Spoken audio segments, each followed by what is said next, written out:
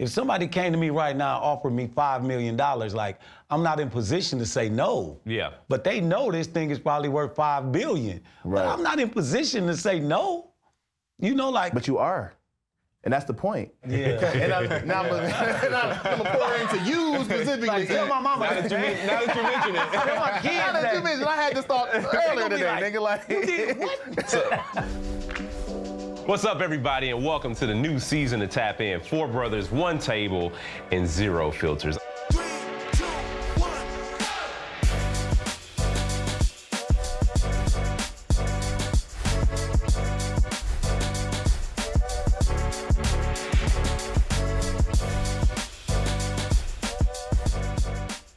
Let's get things started. How are you feeling today? I'm feeling good. Feeling good? I'm Welcome. feeling good. I'm happy to have you here. I'm here. We made it. So we're gonna get things started with the rundown. We're gonna hit this week's biggest topics. First topic of the day is a heavy one, and since you are new, why not pass it to you? Okay. All right. The first topic is gonna be Trump's Home Rule Act. Trump announced on Monday he's taking control of DC's police, deploying the National Guard, claiming that he is liberating the capital to fight crime and homelessness despite pushback from the mayor and crime being at a 25% low. Is it about safety or is it another distraction from an aspiring dictator? It's a good question. I don't think it's a distraction. I think we use that really, really like flagrantly and loosely all the time. Oh, this is a distraction. Like the president taking fascism to the next level, authoritarianism to the next level is not a distraction. That's real. And it's really affecting people's lives. There are videos coming out of homeless people being broken up, young black kids being chased around their own neighborhoods. Like, this is very, very real. Saying it's a distraction is a distraction. It kind of low-key is a distraction. For sure. To say it's a distraction. What I'll say is that the thing that strikes me is that, you know, Trump has used anti-blackness, I think, to get away with so many things that fly under the radar of most Americans, precisely because we have been trained to look at black people as less deserving and therefore less human, and therefore we can do whatever we want to them and take advantage of them and treat them anyway. We call it DEI, so they get fired. 300,000 black women lost their job in just the last 8 months, and now he's taking over an entire city precisely because the mayor is black, the population is seen as predominantly black, and so it's okay. And so what I'm waiting for is for white people and a lot of non-black people to actually wake up and see this as a real problem and not a distraction, as something that's a big issue, not just for us, but for everybody. You came in hot. Except white people in my first answer. And we appreciate it. Oh. We appreciate it. We appreciate it. honestly, bro, I feel like it's crazy because I saw this over the last decade. We have amnesia, like selective amnesia in this country, man. Like during the BLM era, everybody was outside and we were like, but why aren't more people marching with us and fighting for us, right? You know, if black people are free, everybody's free. And then now we got ICE in LA. I live in LA. Now we had ICE in LA, like picking up our Mexican immigrants. People who just seem to be Mexican. People who seem to be Mexican for sure. Like they were hyper targeting our abuelas and abuelitos. But like, you know, when Trump started talking about taking over a city, it's just like we forgot that he sent troops to Los Angeles to test that shit out and see what we were gonna do to that too. You know what I'm saying? So it's just like this very interesting like dissonance around, like all of this is a strategy.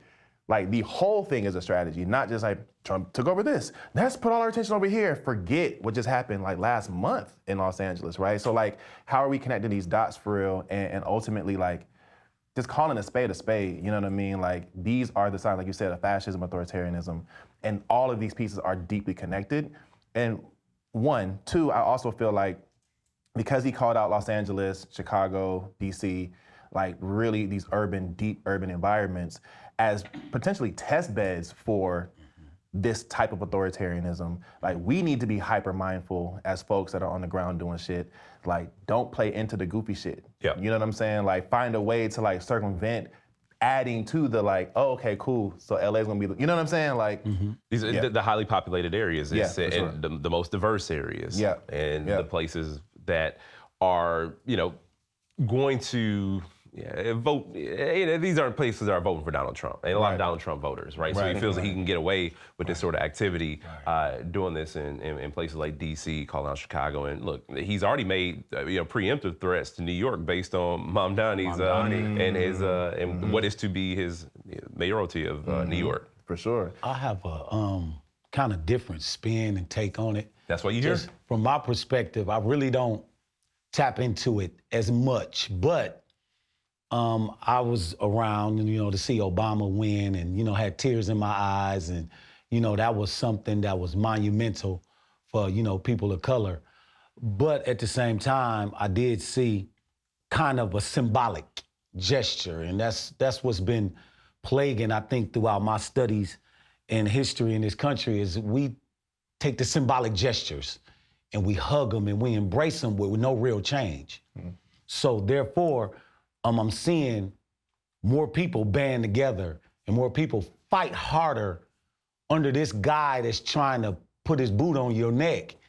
So maybe on the flip side, as somebody that have hit rock bottom before, a little kick in the pants for us, it seemed to be waking us up because we were kind of lulled to sleep through being, these symbolic gestures kind of put us to sleep, because growing up in the 70s, the music was the Isley Brothers, the Tribe Called Quest, in the 80s in the hip hop era.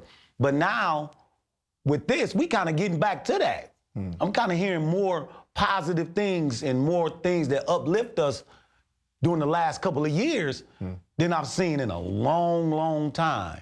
So although I know this individual is doing some crazy stuff and it's wild, but it's waking us up though. It's waking us up.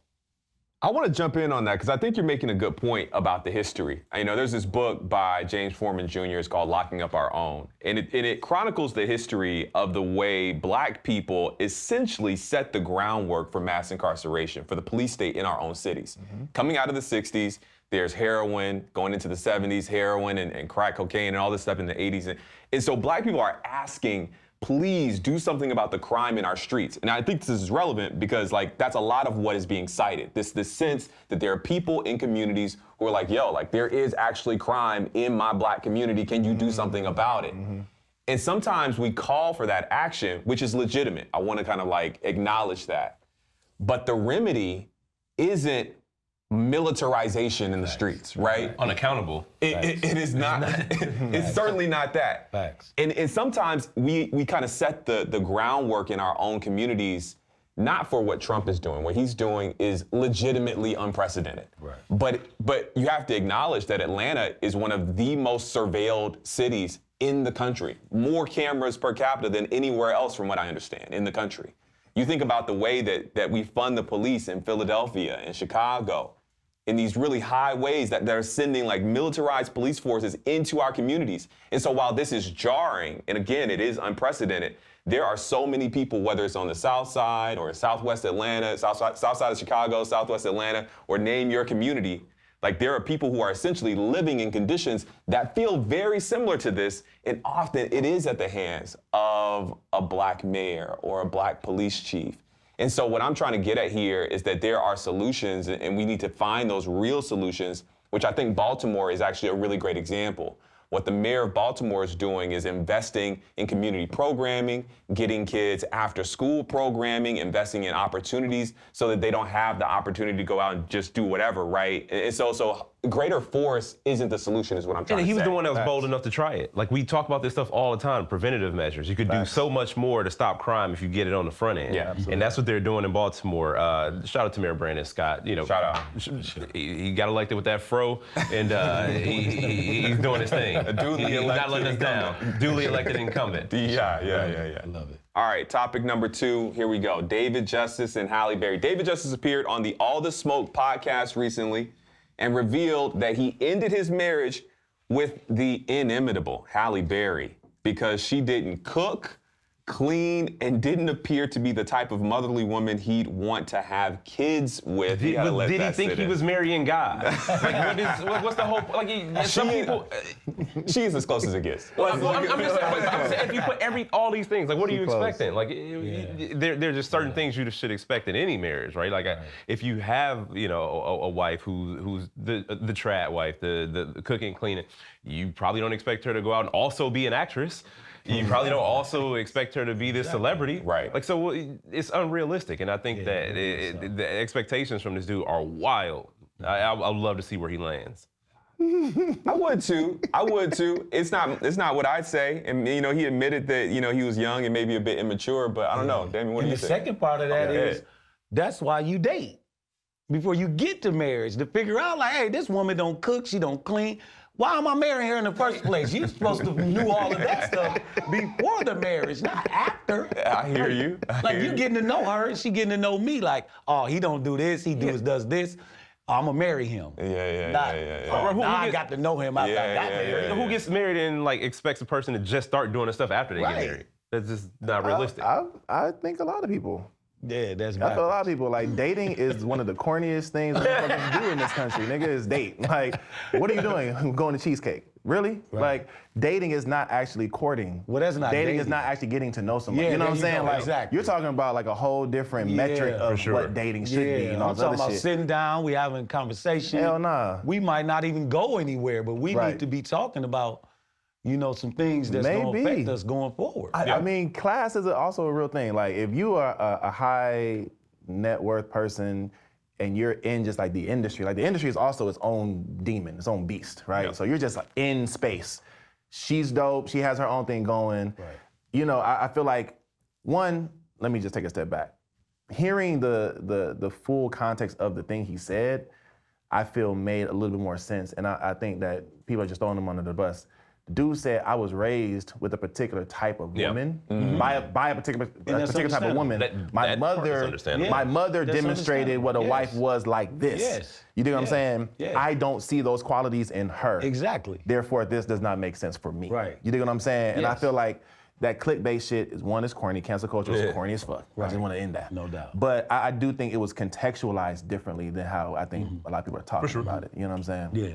Yeah, I appreciate you bringing that context in. I think my big question is about even the expectations. I do get I'm raised one way, my parents did this thing the way they did it, whatever it is. But the expectation that a woman is supposed to cook and clean and do these things is something to be interrogated. I'm not saying you got to go against it, but you got to interrogate it, especially in today's context. And Halle Berry is going to be making a lot of money. Why does she have to clean? Why does she need to clean? Why does she need to clean? Yeah, she's living that life where she got that type of financial, freedom to do that. And she don't have to worry about that. The hours aren't there for her to cook and clean. There's no time. Right, that's what I mean. She actress. That's I do want to just put on the table too. I think I heard him say, we really didn't have no beef in our relationship, and if we would have had therapy, we probably would have stayed together. Wow. And I do want to bashing just him. offer that to the table too. I don't belong to that club. I'm not bashing him. I'm just saying for the simple fact, brother, you my bro, man, but you should have kind of checked that out. Figure it out before you put a ring on it. That's where I am. That's where I am. We should have knew that. You gotta know. That's real. That's real. So, next topic. BET suspended the BET Hip Hop Awards and Soul Train indefinitely. And Fat Joe, who has hosted a couple years in a row, says that it's due to the gentrification. Fat Joe said, Gordo Jose. the gentrification of BET and Paramount and cutbacks on funding. Does he have a point? Or were people even watching to begin with? The gentrification of BET. Hey, expound on it. You got something you want to get off. You should. I mean, look. Editorial freedoms. For me, it's all of these properties that were created by Black folks and sold to companies that don't represent us. So this is business as usual. You know what I'm saying? Mm-hmm. 1. 2, nobody decided to purchase BET to keep that shit Black from the Black community. 2. 3, are people actually sitting down, turning on BET to watch said BET Awards, or are we watching clips on YouTube, TikTok, and Instagram, right? And so, like, if we're talking about it as a business model, like, I don't think this shit has anything to do with the gentrification of BET or Paramount. That shit happened years ago. You know what I'm saying? They gave that shit up.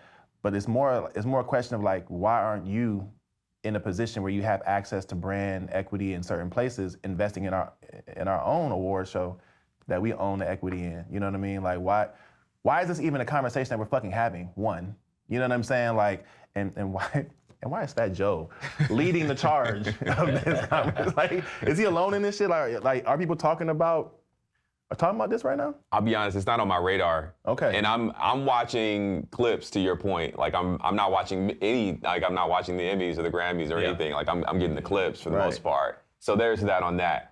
What I will say is that a lot of things are being bought up by, like, private equity and these corporate mergers. And that is in itself, in a way, like a type of gentrification. Like, they're buying up our communities, bundling them together and trying to make them profitable in so many ways. And that is like a form of gentrification. And I could see how something like BET or hip hop more broadly is probably experiencing some of those kind of financial kind of mechanisms at work, right? And they're using these metrics to say that this is or is not valuable. It reminds me of this conversation about gospel music. There's this dude who's basically saying, like, you know, people don't listen to gospel anymore, so we shouldn't make gospel. But we can't really use, like, whatever kind of metric you're saying for why this traditional black art form shouldn't be pursued. You know what I mean? And I think similarly here, I don't know if there's a metric for the way we should celebrate ourselves. Whether or not people are watching should determine whether or not we celebrate our art. I don't think that's real. I don't think that's a real way to kind of, like, measure that. And so I don't necessarily disagree with him. I think there probably are some business metrics at play that might look like gentrification at the end of the day. Yeah, for sure. And even to the point about the mergers and private equity of it all, it's like what has led to the decline in quality of BET. Exactly. But it's not just BET, because VH1 is not the same. Right. MTV is not the same. I know you spend a lot of time watching VH1. And you know it's just not the same. You know it's not the same. Well, VH1, they didn't get that much airplay. I was Donnie Simpson all the way, man. You know, MTV got me with Ed Lover and my big fella. Yeah. You know, they got some airplay, but VH1 hardly ever. But in so much of this too, like even cable TV in and of itself, right? that Like part. the shows, like it's just not the same anymore. No. And I can't say I just turned on the TV and watched BET like I had at points in my life, or any channel on television. So it's a much deeper discussion about changing media landscapes. It's also still an important conversation about what we control, what narratives, what stories we get to tell, how they're seen, who we even get to give flowers to in an award show. And are we gonna have an opportunity to be able to recognize either up-and-coming artists that aren't gonna get the same sort of recognition at the Grammys as they would at a Soul Train Awards or BET Awards, or movies and television and film? I don't know. That's the question I think we're all left with. Yeah, I agree with all of that and then some, because when you start talking about the ratings and who's watching and all of that stuff, it's like Tupac once said, like, crack sell, do it make it good? You know, and it sell a lot. So you gotta think, what's selling right now? Nobody ain't fought at the BET Awards in a long time. Nobody got shot since Pac and Biggie was out there. Soul Train Awards. I mean, That type of stuff make the young people watch. So a bunch of people in the building getting along, that's not selling. Like, you know what I'm saying? Like, me and you just start fighting and arguing right now. That stuff gonna blow up. So it's just now what's making the money. The stuff that's making the money is ops. Who got the most ops? He gonna get $5 million deal. His record don't sound like nothing. But he got ops. And that's sales. And that's, y'all know, the gentrification and the flipping of the whole culture due to the almighty dollar. Yeah, somebody's making. So do we even need an award show right now, nigga? Like, do we need to be celebrating anything right now? What do we need to be celebrating? Yeah, we need to be celebrating something every day. We need to celebrate every day? What do we need to Something. What we need to celebrate? Something. It is important to celebrate stuff. For our young people, they need something to aspire to. Yeah, I think I think we need a lot of optimism right now. Yeah, on the opposite side of that. Yeah. And I like the idea of specificity. I mean, first of all, the Clips tape was amazing. So like the Clips tape in itself needs to be celebrated. Fact. For sure. But I like the specificity of like a hip hop awards, that you can get into these categories that are real niche down and real specific. Like I like that. And that's the thing that we can provide for ourselves, that a lot of these like, you know, white-led kind of organizations, they probably will never ever do. You know, there's one kind of like album of the year, hip hop album of the year kind of category. And, you know, we kind of get funneled into those 1 or 2 opportunities. I mean, shout out to Kendrick pulling up to BET Awards this year. Shout out. Shout out to K-Dot. Topic number 4 here. Shedeur Sanders balled out in his Big preseason debut, despite the Browns organization and the NFL hating on him. Is Shedeur just another example of a black quarterback the NFL's trying to humble? That hit me right away because I'm a sports fanatic, right?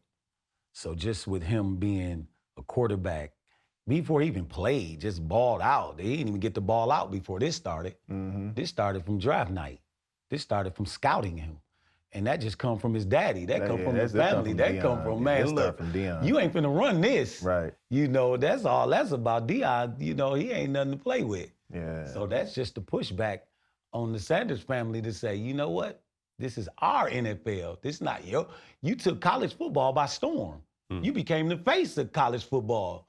You got celebrities and everybody showing up. This ain't finna go down like that. And we finna let you know right out the gate. All right, so I'm not into football as much.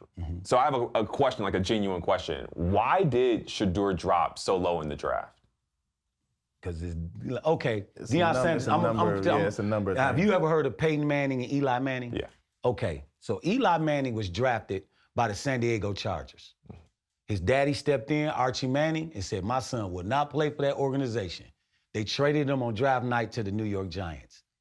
Deion Sanders said before the draft that if I do the same thing with my son, I'm gonna get vilified, which Archie got held up for keeping his son away from a bad organization. All the other owners, everybody in the NFL hears that and says, well, we ain't gonna be dealing with that. Wow. And you drop. In part, I mean, also, like, it's a new day, you know what I'm saying? Like, we're not just taking slave deals for real like that. And when you challenge the system and say, so, cool, I'll sign this deal, but on this end, it's pretty much, he brought like an NIL to the NFL, right? It's like, I'm gonna own my name and likeness. I'm gonna get a percentage of all these sales y'all about to get with these jerseys. I don't care where I go in the draft, bro. I'm bringing equity to the table, and I will own this. So they call it the prime clause, right? Like he has this prime equity clause in his contract. That is 100% what he's been doing since he was a kid. And people don't like that when they're the owners of a team. You dig what I'm saying? And so it's in part a different business model. Like a lot of people don't want to play business. They don't want to play ball, right? But like there are some people that do. And they're showing now that like Shedeur's jersey, even going 5th in the draft or 5th round draft, like his jersey's outselling every single person That's crazy. that went before him. That's crazy. Yeah. They don't like For sure. They don't like And it when Deion probably knew it the whole time. Like, it don't matter They because all knew it, yeah. the more they hate on you, the higher your sales gonna go They up. all knew it. Just do what it's you the do. NWA theory. Like, I don't need no videos. Just do what you You know do. what I'm saying? It's villain in black. if you can do it without using their blueprint, they will do everything. Everything. That's in sports, it's in business, in politics. For sure. It is the way it goes. And it works, man. Like, it just works. And I love to see it, you know what I'm saying? Because this is gonna set the new precedent. Yeah. The same way that, like, when Michael Jordan came into the league, like, he changed the face of the league, you know what I'm saying? When Magic Johnson changed the face. When Steph Curry, now everybody shoots threes. Like, Shedeur doing it this way is gonna change the face of how people do deals in the NFL from here on out, you know what I'm saying? And so that's probably the main reason why he went so low. They tried to depreciate his stock. Wow. Impossible. Shout out to 2. Big 12, Big 2, for sure. I love it, man. Like, man, fuck this system for real. Like, if I want fuck it. Like, I want to play. He said, my bad. My bad. Like, just so we're clear about it all, bro. Like, you know what I'm saying? Like, the whole institution of like organized sports right now is the commodification of like labor, humans, capital, bro. It's slavery at its finest, and and we be priming our kids, you know, back in Pop Warner football, like Pee Wee leagues and shit. You know what I'm saying? Preparing them to be a part of this goofy ass system. But what Deion has showed us, and like what Snoop is doing in LA with these young people, man, and like what they're showing us is like this is actually a better way to have fun, play the sports, but don't let these motherfuckers play you. Right. Hell nah, man. I love this shit. I love what Deion did in college, bro, in the sense of like bringing his entire team, his entire like coaching staff to Jackson. Yeah. We groomed this program, built this shit, left the blueprint, and took that same shit to Colorado, because Jackson's still popping. Don't get it twisted. Yeah. He left some shit behind. Now Colorado, they doing the same thing. And to be able to like get these people jobs, building industries, giving back in the same way, like he's showing us how to build a pipeline and a pathway to equity and ownership, bro. Like, and if you want to play sports, here's how you do it. So be healthy, stay safe, do your thing, and own your fucking name, bro. Like, I love that message. And even if he's doing things wrong, or even if he's doing something that might rub you the wrong way, he's doing it differently. Deion or Shador? I'm saying Anybody. Deion. Yeah, Deion, Shador, like however you want to mix that up. But like, it's being done differently. And that's what's needed the most, because the way things are currently in sports, it just does not work for anybody except if you are in ownership. I agree. Not just sports, but the predatory practices of the country. That's what I'm saying. That's what I said. Business, politics, all of it. World. Business, politics, all of it. You gotta have an idea that's like, this is a great idea. Like, I got a company, and like, if somebody came to me right now, offered me $5 million, like, I'm not in position to say no. Yeah. But they know this thing is probably worth $5 billion. Right. But I'm not in position to say no. Like. But you are. And that's the point. You specifically are in a position to say no to $5 million. You do what I'm saying? Like, and I'm referring to you specifically. Like, tell my mama. Now that you mention it. Tell my kids Now that you mentioned, I had this thought earlier today, nigga. Like, So Damon ran the numbers. I already ran the numbers. He ran the numbers. I looked at the supply chain and it was like, hey, you can be saving now. But like dead ass, like in the sense of disruption, right? We were talking about that shit earlier. In politics, doing something that's counterculture, counter what people are expecting, you're gonna get a bigger yield on your investment, right? Sure. Because you're doing something that nobody's seen before. Like, oh, this is brand new. And last year, we were at the DNC together. Yeah. And the conversation that we were having out there was like, bruh, why are we sitting in this fucking United building, bro? Like all these millions of dollars, y'all could go to the south side of Chicago right now and change the entire landscape of how this political conversation is going. Because you're doing something that people have never seen before in politics, right? Use the culture to do something cool. The same way that you're disrupting this whole like, go to college, throw the ball, play the game, be very grateful for the opportunity and da-da-da-da. Like, depreciate your brand. But if you say, nah, bro, I'm not taking $5 million. Right. The person over there is gonna be like, hey man, you must know your numbers, bro. Let's do an equity split. Let's do a partnership, bro. So you can actually see $1 billion and not lose your name and lose, like BET. We talking about the gentrification of some shit. Yeah. Like what happens when you step into the position of ownership and really see it? Like I'll take that loss for the first 3 years. Fuck that $5 million, bro. Cause I'm about to make 500. That's right. Next year. That's right. That's right. I know that now, but the average individual sitting at home right now. They gonna jump on that $5 and lose they shit. That's why we lost hip hop and why it went in the direction it went in because of that. I know that message is nice, but De La Soul ain't finna make what my man off O Block about to make. Yeah. My man off O about to talk about how many people he took out. And that's gonna get him more of a return. And don't have to put in the amount of work that a De La Soul put in to do it. Or be as talented. There you go. There you go. And he gonna pull up on the interview with all this bread in his No disrespect to O Block. We kind of close. We kind of close. No disrespect to the block. No disrespect to the block. We're not that far away. Our country cousins. Much love. Much love to O Block. Just talking about hip hop. It's all love. It's all you love. Watching? I'm from the same place. All right, now it's time to tap in, everybody. We'll throw out some. Gonna throw out some topics to you. Anybody can buzz in and give you your opinion at any time. If somebody starts rambling or they say something out of pocket, we got the gold button for you. Okay. All right. Not too much. Right? You get a little too much dip on your chin. You got too much dip on your chin. Do be warned, you only get to hit the mute button once in the game, so use the power wisely. Okay. All right, so we'll get this one started with an interesting one that sort of connects with the last conversation. Will.i.am says Black Thought is better than Jay-Z Is he bugging, or should he even be making these kinds of hip-hop GOAT comparisons? I have my thoughts, but I'm ready to listen to yours. All right. Yes, nigga. Will.i.am is not wrong, bro. From a technical standpoint, Black Thought will wrap circles around anybody that ever fucking decided they wanted to rap in the history of humanity. Black Thought is a guru, bro. Like on a technical level, Black Thought is the greatest penman in hip hop. Okay, so I'm gonna tap in, because I don't think he's the greatest penman. I have so much respect for Black Thought. Greatest writer. Now listen, because we go back to the conversation about what actually sells. Like Jay-Z found that sweet spot. Like Jay-Z is an incredible rapper, one of the greatest. Not willing to say the greatest, one of the greatest, but he himself acknowledges his shortcomings as a rapper. Like when he said, lyrics told, truth be told, lyrically I be Talib Kweli. For sure. That was Jay-Z's own words. So Right. Will.i.am is not wrong in this. And also, Will.i.am does not get his credit as being a really good hip hop producer. Pioneer. People don't. Hip-hop producer, that's all he is, hip-hop producer? People know Black Eyed Peas, that's all they know. They don't know the rap beats that he's made.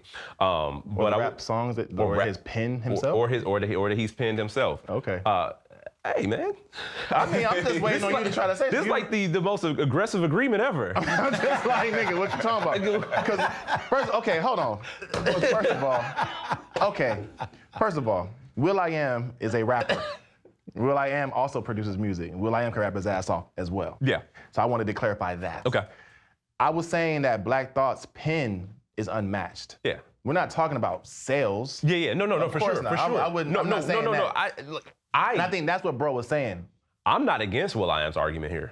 Okay. I'm like, I don't know that I'm willing to say that Black Thought is better than Jay-Z or not. But I don't also believe that Will.i.am is wrong in saying this. Right. It's a very political answer. It's so political. Like, I'm like, nigga, what are we? It's a very political answer. What are you I know. As I keep saying, somebody mute me. As I keep saying words, I'm like, this is real bad. This is real politician speak right here. Let me get in there. Hop in, bro. Hip hop is about that, like breakdancing against the guy across the street.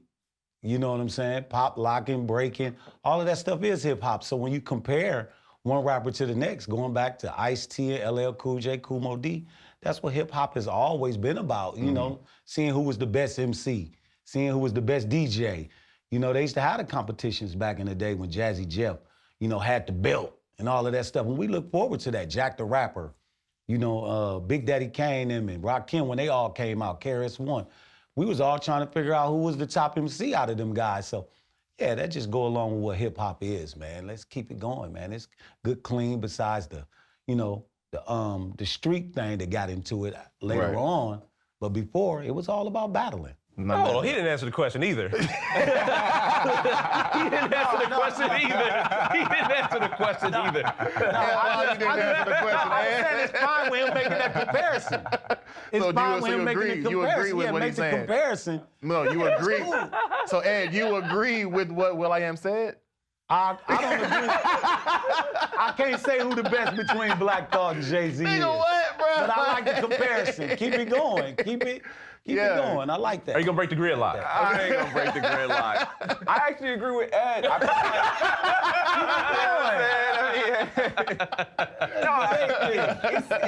It's an exhibition. You know, it's a part of the game. Like, I can argue greatest. You know, maybe I think I'm gonna get canceled. Maybe I think Kanye West is the greatest. I don't know.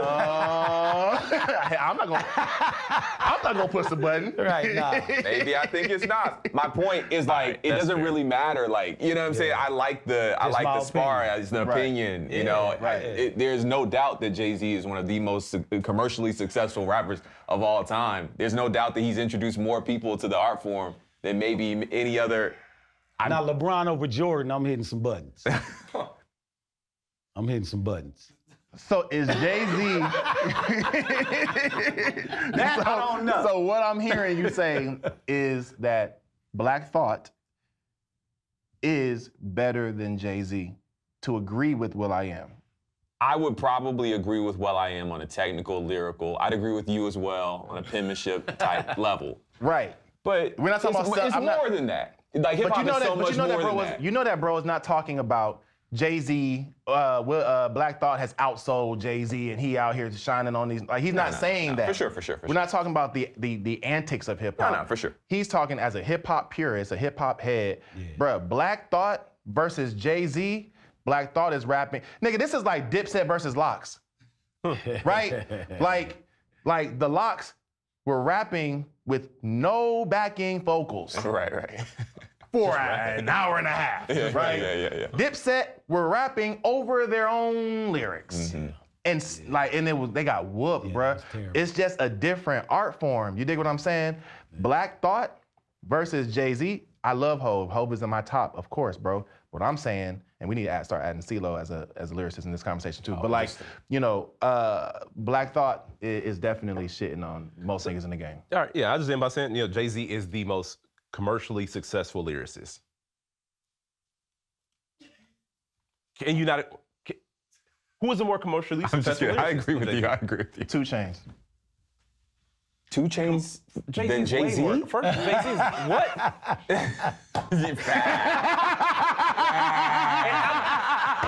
Facts. Right, like, what you waiting on? And I love 2 Chainz. My nigga Titty too. I love 2 Chainz. You feel me? Hey, That's the Atlanta coming out. Hey, 2 Chainz the only nigga that got a Versace shoe deal. That's all I'm saying, bro. Jay ain't had no Versace shoe deal. Come on, man. Who sells more, Future or 2 Chainz? I'm talking shit. I'm talking shit. Does Future sell more than 2 Chainz? 2 Chainz has more commercial success in terms. Yeah, I mean, I feel like Drake has got a TV show. Yeah, Drake is probably the most and, commercially successful, I imagine. Well, but I mean, He's like probably lyricist, across. but like Jay-Z's lyric, Jay-Z lyrically is still better than Drake. Yeah. Oh, way better. No question. Jay-Z Because better You know how I feel about this. All right. Drake? Jay-Z better. He said Drake. No, I'm saying Jay-Z better than Drake. Yeah. Oh, Yeah, for sure. All right. So, man, spent a lot of time on this one.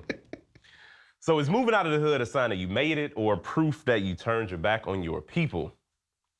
Moving out of the hood. That deluxe apartment in the sky. Did you make it or did you turn your back? I think this whole thing is corny.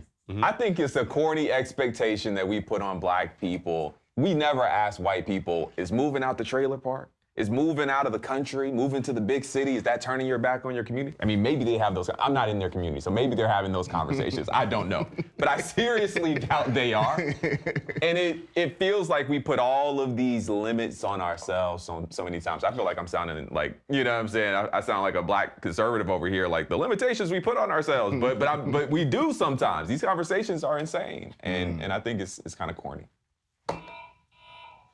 I kind of live this in a certain type of way, but I think people that ask that question is not people that's not really from the hood.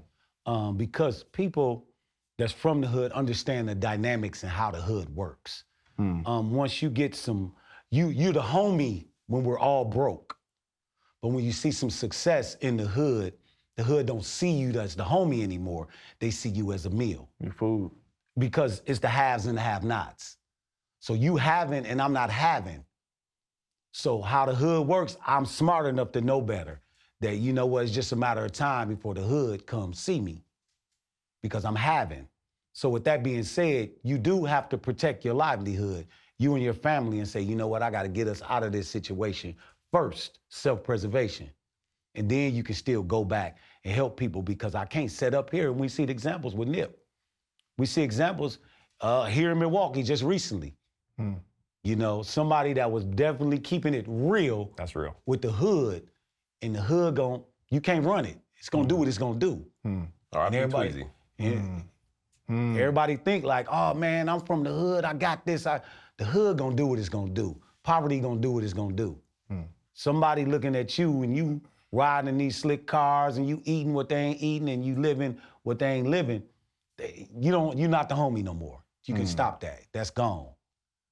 You might be the homie to some, but to a large sum, if they can catch you slipping, you're gonna get caught slipping.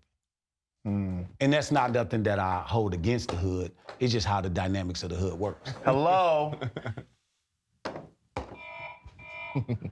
No, I feel you, bro. I agree. I think that, like, to add a little bit more nuance to the Nip idea, I still believe that shit was set up. I don't think actually the hood took him out. Okay. I think the hood protected him at all costs. And COINTELPRO is still a real thing in this world.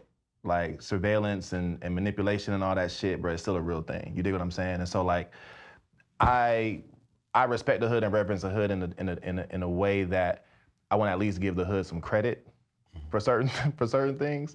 That when you're building infrastructure for niggas, man, like people take care of it. You dig what I'm saying? Like when you build a place, especially if you come from this community, you're building a space for these kids to be able to have, you know what I'm saying, an after school program or whatever. I see like motherfuckers who otherwise shoot some shit up, protected because they babies is going here. You know what I'm saying? Shout out to St. Elmo Village in Los Angeles. This was a haven where like at the intersection of 3 different gangs, all these niggas would bring their kids to this place for art after school, right? And some of these guys who went off to jail for 10, 20 years came back, they knew that was the only safe place they can go in the middle of the hood. You dig what I'm saying? And so it's really about what are we building in these places that change these economic conditions for our children, for our community members, so that they have that more of an equity stake in wanting to preserve the space. So moving out of the hood and saying, fuck that shit, is problematic to me. But like, this idea of self-preservation and like leaving just so you can, I hear that, but I just build different. Like I'm building both and in real time. Yeah, I agree with you 100% that, like I said, just not living there, but you gotta go back and help out. A la LeBron, Jay-Z, Marcy Projects. He don't live there no more, but he still go there and he try to make things happen for people. And that's how you gotta do it. You don't have to live there, but you can still have a huge effect on how it is. I tried it. I bought a house in my community and lived in it. But, you know, I start to see how things was moving around me. And because I'm from the hood and I got them eyes and I know it when I see it, I knew it was time to go. I was there and I was there for some years and I was peeping them. You know what I'm saying? Like I could wake up in the hood, it's 2 guys standing in front of my house drinking beer. And I'm like, hey man, you can't be doing that. You know what I'm saying? Then that's eventually gonna be, man, shut the fuck up. You know what I'm saying? Like, I don't wanna go there. Or somebody in the yard or somebody in the alley. You know, it's just the dynamic of the hood. And I'm not mad. I wasn't mad at all. I just knew how this dynamic plays out. And I'm like, yeah. And I don't have much myself, but you know, one little crumb makes it look like you got a lot. Yeah. So it's really just me peeping it out and my instincts telling me like, yeah, this is gonna be a problem. Turning your back is turning your back. That's like, a different thing. People, it's a different thing. Like it's people who like actually don't turn their back No, and do not care about the people they grew up with. That's right. Yeah. Don't care about the people they associate. Will turn their nose up. I mean, sometimes even, you know, like you'll see people like, I ever run to the black people at the airport that don't even talk to you. They don't even give you the They don't even do that. Like they'll sit down in first class and won't even talk to you. Crazy. It's wild to me. I'm not black, I'm OJ. Okay. Man. All right. Well, guess we can head on to the next one. I mean, and it sort of dovetails. Does street cred still matter in 2025? Street cred, when is the right time to age out of chasing it? Ooh, go here. No, you gotta, it depends on your audience. I do a lot of speaking around the country. And what enables me to connect with a certain demographic is the fact of my past and what I've experienced in my time. And if you don't have that, they will zone you out. You can say the same thing that Ed is saying, but you don't have the credibility. So the youth will zone your tail out. You come, I'm from Harvard, I made it all the way out and I'm doing this. They're gonna zone you out. It's just how I was young too. We all was young. If you're not tapping into me, you know what I'm saying, I'm not really gonna hear you. I feel the way that I hear this question, there ain't no streets for real. Yeah. There's the internet, my nigga. Yeah. Like we internet, they That's got a good internet one. cred. You know That's what I'm a saying? good Nigga, one, podcast cred. Yeah. What the fuck is you You're talking right. about? Like, You're right. you know what I'm saying? Right. Like they trying hard as hell to look hard as hell. You're right. Right? Yeah. You see them people like go to the hood and they doing these pranks, these goofy ass pranks. They walking up on some niggas and being like, man, what's up, bro? You Right. And they get pressed. No, it was a prank. It was a joke. It's a prank. The camera's right over there. Yeah. Right, there go the camera Goofiest right shit there. ever, bro. Like that's op shit. Yeah. Yeah. That no, bro. Like street credibility in 2025, like there's no code anymore, bro. Yeah. The credibility you talking about came with a particular level of codes and rules that niggas follow to be seen as having credibility to say anything about the streets. Right now, these quote unquote YNs, which I hate that name, bro. I hate branding YNs, bro. Like that shit's so lame as fuck. But like this whole culture of this next generation of gangster is so funny. I was talking to some women at the airport about this shit coming to Milwaukee. Like it seems that there is like hip hop. There really is no region anymore. Like everybody kind of sounds the same, right? This new sort of like Playboy Cardi, like whatever the fuck Future created, like all the Future spawns, all kind of sound the same. Nigga, like whether you from Harlem or you from Milwaukee, you from Atlanta or Oakland, a lot of these new niggas sound the same. Just like a lot of these new street niggas are doing the same things. Like they slide in Atlanta, pulling up at the gas station while your car's running, sliding in the door, taking your shit at the red light. The same they're doing out here, taking car days off niggas' faces and like, oh, I like your gun, I want that too. Like everybody's doing the same thing. They're wearing the same black Air Force Ones and the same Nike Tech shiesty, right? Everywhere they're going, like they're moving at a different code, and I don't think that we're learning the language fast enough to be able to communicate to them.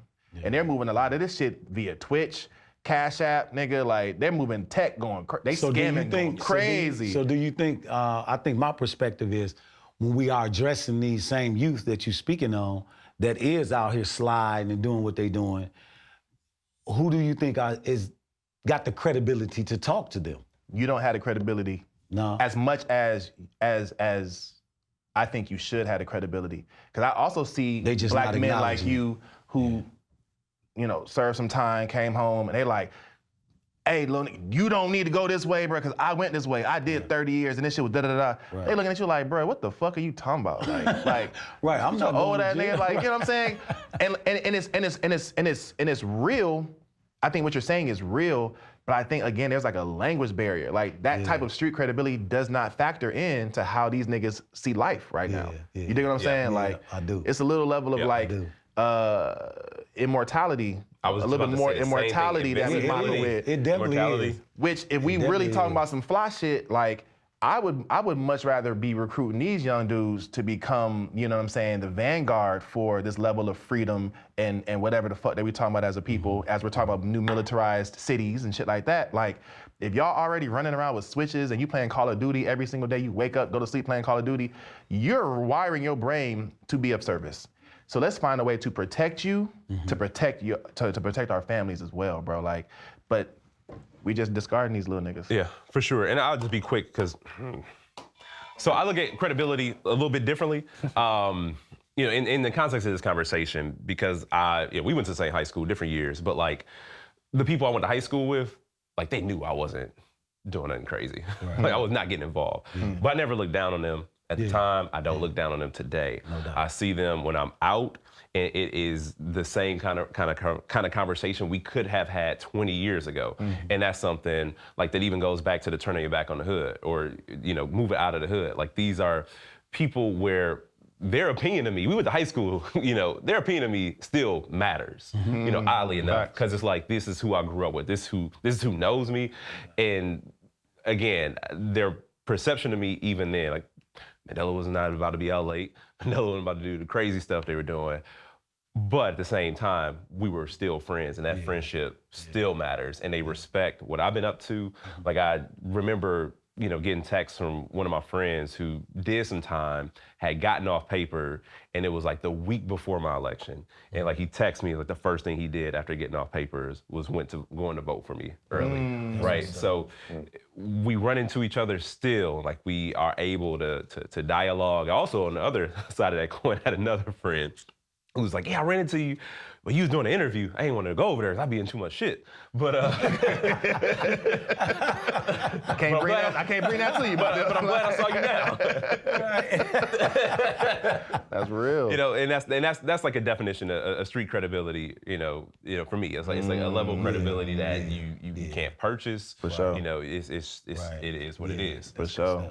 I think if you're able to communicate to this audience, bro, like, and not demonize them, one, find the commonalities. I think finding the commonalities in your experience and their experience is what gives you credibility in their eyes. Yeah. That's what I found. You dig what I'm saying? Like, I'm not trying to change who I am to like fit in or try to make, I'm not putting on a shiesty nigga just to look cool hanging out around y'all. Right. But like, if we talking about real shit, like, yes, I can say certain things that you're like, oh, you get me. Okay, what you talking about? Right. I'm Unc now. That's crazy. It's crazy. I'm Unc. It's great. You embrace it. Hey, Unc, what you saying, Unc? Like, oh, damn, nigga, I thought I was a big homie. I thought I was a big homie, nigga. But like, you know what I'm saying? Big bro at least, nigga. Hey, Unc, what you talking about? So I think that being able to find that way to communicate, man, is super important right now, bro. Yeah, I think the only thing I'll add is that, you know, street cred, all that aside, I think you guys spoke very, very eloquently to that. The thing that I'll add is that, to your point, a lot of people are just online. And the way to get the street cred is to be out in the streets. And the thing that I'll say is that everybody should be in the streets in some way. I'm not saying you're going out there to rob somebody, Right. but you got to be out in the streets somehow. Maybe to mentor, maybe to connect. And even me, probably the least like street cred traditional person on the panel. Even me, when I volunteer at my local community center, when I'm at church, when I'm talking to the kids, it's just the fact that I'm present is the thing that makes the difference. Yeah, for sure. It doesn't have anything to do with whether or not I sold drugs or did anything, Facts. like whatever. Yeah, It's no just doubt. the fact that I'm there. Facts. And that's the most important type of street cred you can have. for sure. Yeah. I appreciate that shit, man. For sure. All right, so on to the next question. If a brand disrespects the culture, Oh my God. is taking their bag selling out, or is it just business? All right, I'll say it's selling out. The reason I think it's selling out Okay. is because if you are going to do reputational rehabilitation for a brand that refuses to support your community, that's some sellout type time. Like, you are a sellout. It's You by are- definition. You are, by It is- definition, a sellout. Say that again. I gotta break that one They got, down. yeah, they got to put these words on the Chiron. That shit hard. No, it's reputational rehabilitation. I mean, Sure. we could name some people. I won't, but we could. Name one. Who literally do this. I won't. I won't. For potential brand deals. No. So is the I was gonna say individual- Target. I was waiting to see if you were gonna say If the Target. individual entity is helping them rebuild their brand, they selling out. Okay, that's what I was trying to catch. Yeah, if you Brand have a imaging. platform and Right. your platform was gained by being a voice and a representation for a community that this brand wants access to, That part. but they don't want to support, Come on. Yeah. and you are abridged for that, Come on. you selling out. Yeah, Come on. Selling out. for sure. I mean, I could leave it at that, but I'll give everybody else a chance. If I agree. That's it? Are you want to name a name? Come on, just one. Nope. Nope. Okay, Don't be but bashful. Read the ask me question this again. Read the again. question. I will read the question Read again. the question one more time. I'll read the question one more again. If a brand disrespects the culture, is taking their bag, is taking their money, selling out, or is it just business? Right. So I think the lowest hanging fruit is to say something like Target. We're talking about if a white brand, if a conglomerate, if, right?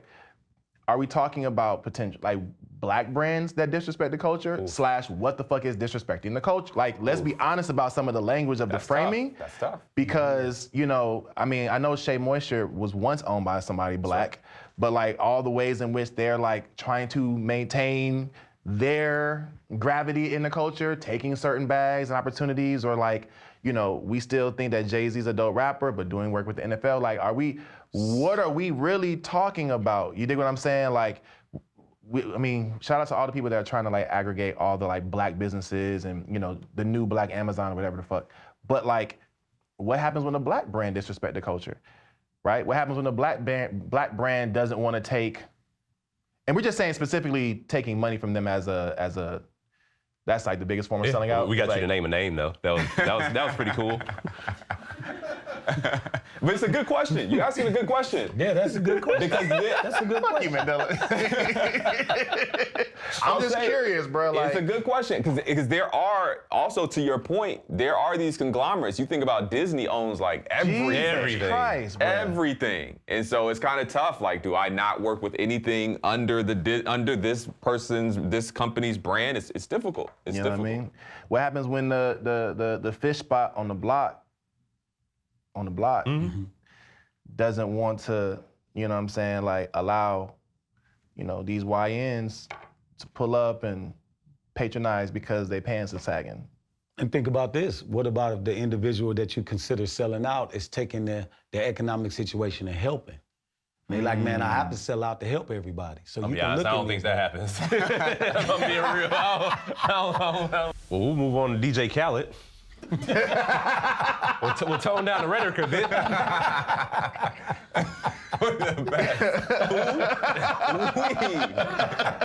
DJ Khaled, who recently posted a beach pic and somebody photoshopped him in Gaza because he's Palestinian. Folks are bothered by his reluctance to speak up about what's happening to his people. Is that unfair, or is the criticism valid? Is it unfair to hold DJ Khaled at a standard that he needs to speak out politically? Yeah, so Or is it people bad are that bothered by his reluctance to speak up about what's happening to his people in Gaza. Is that unfair, or is the criticism valid? I feel like you were waiting for me to like tap in. No, I was. You said like I'll look feel in like, another direction. No, I feel like is it, man. Yes, DJ Khaled should be talking about what's happening to his people, of course, right? Like but not just because he's Palestinian, but because what's happening in Palestine is fucked up. Mm-hmm. Everybody should be talking about it, right?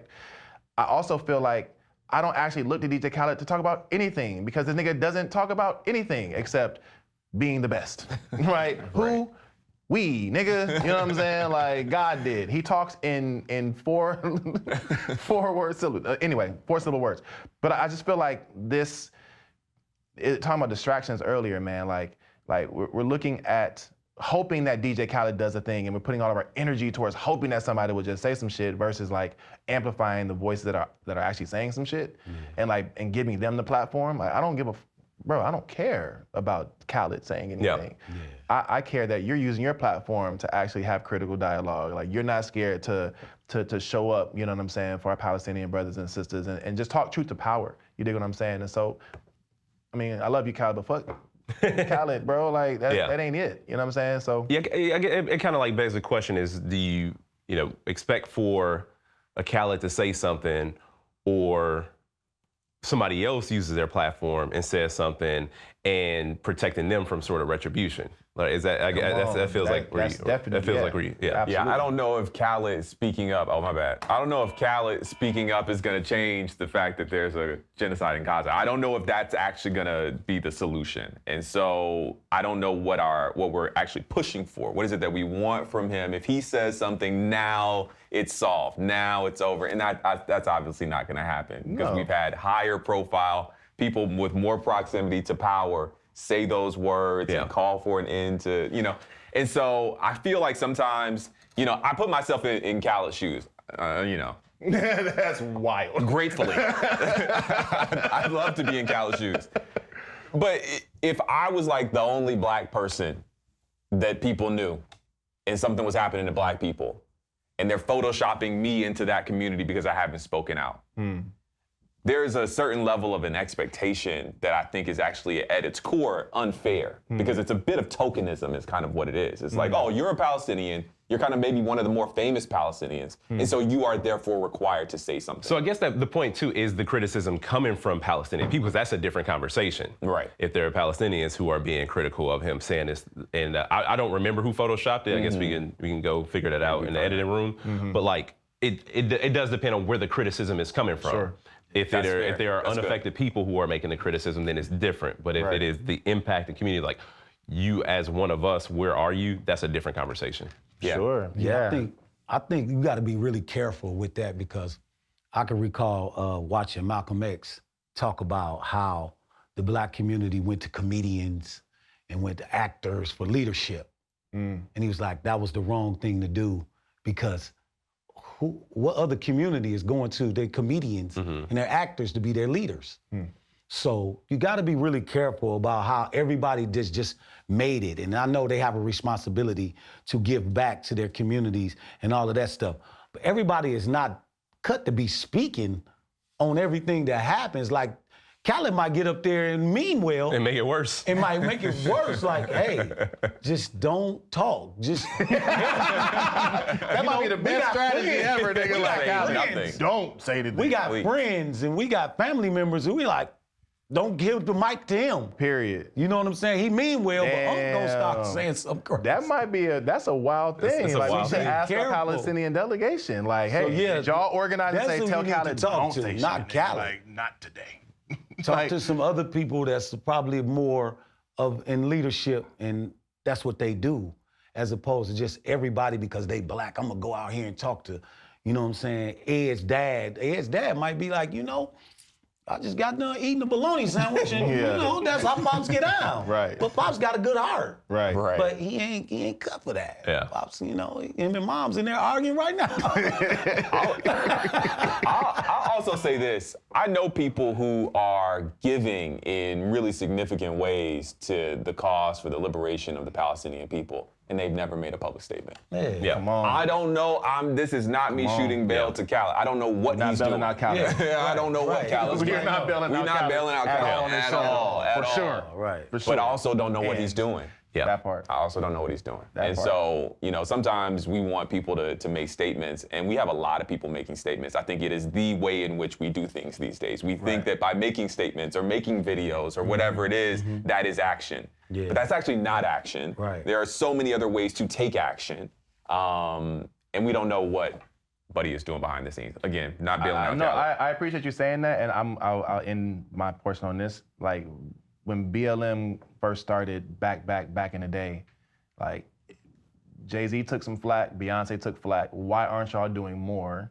And shout out to, you know, the big homie who outed them niggas in the tweet rant, saying like, hey, they gave this amount of money quietly, and they demanded that nobody said anything.